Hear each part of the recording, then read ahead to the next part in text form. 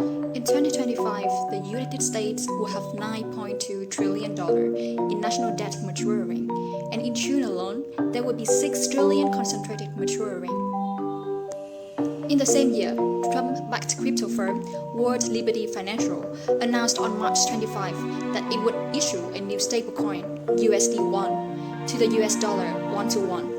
100% backed by short-term US Treasuries, US dollar deposits, and other cash equivalents. Sounds like just another USDC? But wait a minute, the timing coincided with the eve of the peak of US Treasury repayments. Is it the new narrative of Web3, or is it letting crypto unintentionally repay the US debt together? Will USDT and USDC be replaced? Or are these so-called stablecoins already part of the US debt program? In this video, let's talk about the financial mystery behind the stablecoin. Let's start with two most familiar stablecoins, USDT and USDC. Currently, the most used stablecoins in the crypto world are USDT, Tether, and USDC, USDcoin, both pegged 1-to-1 to the US dollar, but there are significant differences. USDT is a stablecoin issued by Tether Limited, supporting multiple chains such as Ethereum, Tron, Oni, Aptos, and BNB chain, offering broader compatibility. However, it has historically faced many transparency issues. Although it claims that each USDT is backed by US dollar reserves, it lacks independent audits and has low transparency. Regardless, in 2024, Tether has become the 7th largest holder of US Treasury bonds globally, surpassing countries like Canada and Mexico.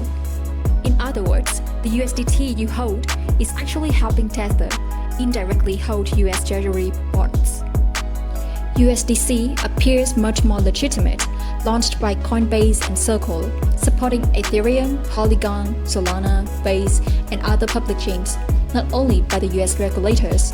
The disclosure mechanism is relatively transparent, and it has a closer relationship with the US financial system. In terms of crypto use, users prefer USDT, especially in high-frequency and immediate need scenarios, such as DeFi protocols, CX, contract trading, and cross-border payments. USDT is more active and is even directly used as a dollar substitute in some countries that lack stable fiat currencies.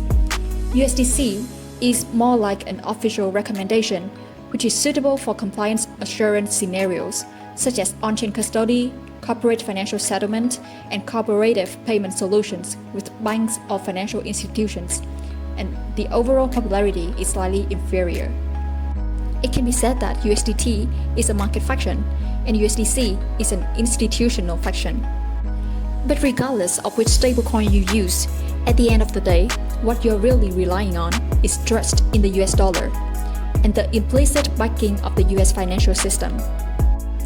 Just when USDT and USDC dominated the crypto world's liquidity, Trump-backed corporation World Liberty Financial launched a new stablecoin, USD1, which on the surface is not much different from USDC. The same peg to the US dollar, the same reserve guarantees, and even more emphasis on all backed by short-term US bonds.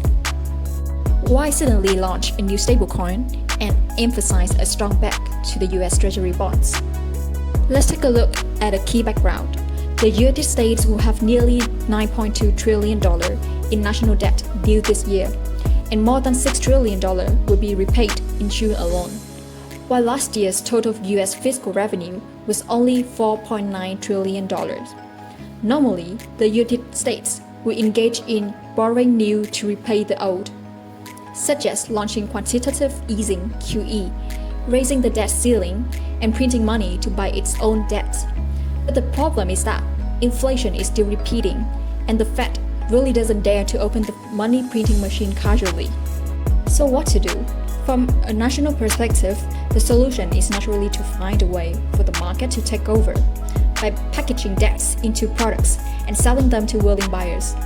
The crypto market, with its strong liquidity, load boundaries, and lax regulation, naturally becomes a new outlet. The launch of USD1 is likely to turn US bonds into an asset that can be freely circulated on-chain. In the past, it was banks, funds, and sovereigns that bought US bonds. But now, they are retail investors and institutions on the chain.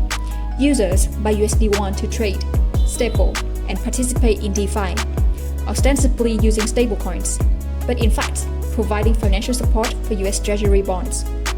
Essentially, the US dollar is a kind of debt-based currency. For every US dollar printed, the government has one more debt, and US debt is the core that supports the entire US dollar credit system. Whether you are exchanging stablecoins, trading Bitcoin, or operating on the chain, you can't get around the credit of US dollars. Therefore, the goal of USD1 is more like packaging US Treasury bonds into an on-chain product that everyone can buy through blockchain. Even if you click transfer, you might be contributing to US debts. USD1 represents a stablecoin backed by national credit. If it is successfully launched and widely recognized, it is likely to replace stablecoins such as USDC and USDT and become the on-chain USD official version. So, will this situation happen? In the short term, the ecosystem of USDT and USDC is too large, and the acceptance of CX or DeFi is too high, which is not easy to be easily replaced. But if promoted at the national level, such as the government issuing policies, regulatory guidelines directly recognizing USD1 as a legal stablecoin, or some future international clearing standards prioritizing access to USD1, then the legality and compliance of USDT and USDC may be marginalized. After all, USDC and USDT, although widely circulated in the market, are always under regulatory pressure, especially in the context of continued strict global financial regulation. Relatively speaking, USD1, as a state-backed stablecoin, is likely to become more compliant. If it is popularized, it is indeed possible to squeeze out a part of the market share, and the advantages of USDC and USDT will be weakened. On the bright side, it means that the boundaries between Web3 and traditional finance are blurring, and blockchain technology is starting to get the backing of national credit. USD1 may allow blockchain to integrate more smoothly into the global financial system and also attract more traditional capital into Web3. However, from another perspective, the decentralized nature of stablecoins may be incorporated. State-led stablecoins will subject user funds to more monitoring and regulation. The freedom of decentralization will be restricted, and the freedom and privacy of transactions will also be affected. Overall, the launch of USD1 means that Web3 is no longer a completely decentralized utopia, but is gradually moving towards a realistic financial system. Then again, who can be sure that USD1 will not be redefined after the next US president takes office?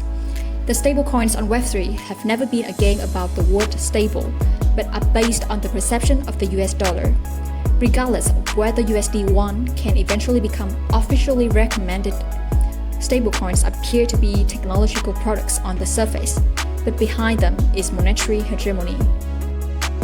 When USD1, USDC, and USDT exist at the same time, they not only represent different forms of currency, but also symbolize the game between freedom, order, and hegemony. So how should ordinary users choose? It depends whether they care more about security or the freedom of decentralization. If you have different opinions, please share them in the comment section. See you next time.